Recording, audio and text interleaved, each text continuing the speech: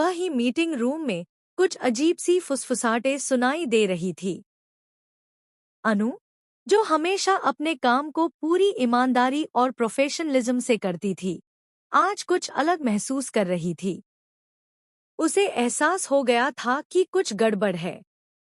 Investors, जो हाल ही में company से जुड़ने आए थे, उनके बर्ताव में कुछ ऐसा था जो न केवल असहज करने वाला था बल्कि अनप्रोफेशनल भी। उसे उस समय धक्का तब लगा जब वह गलती से उस कॉन्फ्रेंस रूम के पास से गुजरी, जहां मीरा और दो इन्वेस्टर्स आपस में बात कर रहे थे। दरवाजा थोड़ा खुला था और अंदर से हंसी के साथ कुछ अनैतिक और निजी बातों की आवाजें आ रही थी।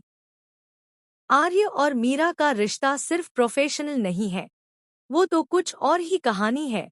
एक इन्वेस्टर की आवाज आई। दूसरा हंसते हुए बोला, कंपनी तो बस नाम की है, असली बॉस तो मीरा ही है, आर्य तो बस उसका। खैर, समझ गए ना। अनु की आंखें फटी की फटी रह गईं। ये सब सुनना उसके लिए असहनीय था, न सिर्फ इसलिए क्योंकि ये किसी के निजी जीवन की बात थी, बल्कि इसलिए भी क्योंकि इससे कंपनी की छवि और आर्यवर्धन सर की प्रतिष्ठा पर सवाल उठ रहे थे। अनु ने तुरंत अपने फोन की रिकॉर्डिंग ऑन कर दी और चुपचाप सब कुछ रिकॉर्ड कर लिया। इसके बाद अनु ने तय कर लिया कि वह इस अन्याय और घटिया व्यवहार के खिलाफ खड़ी होगी, चाहे नतीजा कुछ भी हो। अगले दिन जब मीटिंग में वही इन्वेस्टर्स मौजूद थे और मीरा भी उनके साथ बैठी थी, अनु ने साहस दिखाते हुए बीच मीटिंग में बात शुरू की।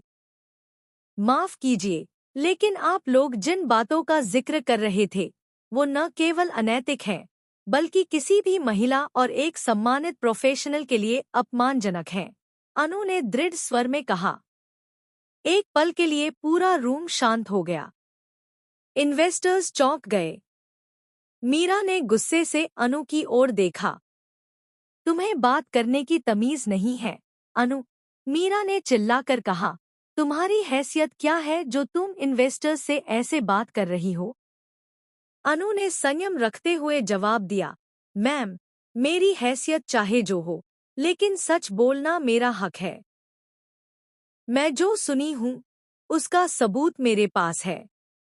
मीरा ने तुरंत फोन उठाकर आर्यवर्धन को कॉल किया और गुस्से में कहा, आपकी ये एम्प्लॉय लाइन क्रॉस कर रही है।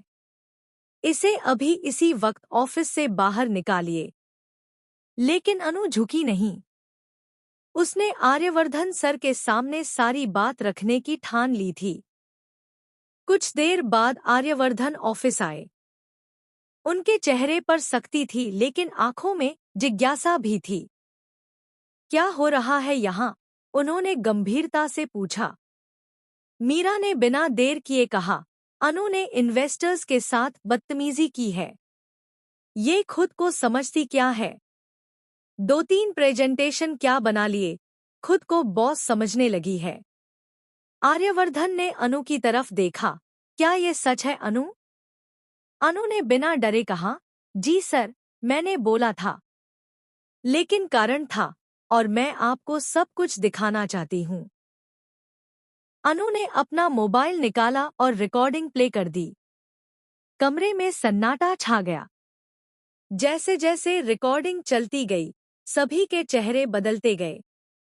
इन्वेस्टर्स की आवाजें साफ थी, कैसे वे मीरा और आर्यवर्धन के रिश्ते का मजाक उड़ा रहे थे और कंपनी की छवि को खराब कर रहे थे।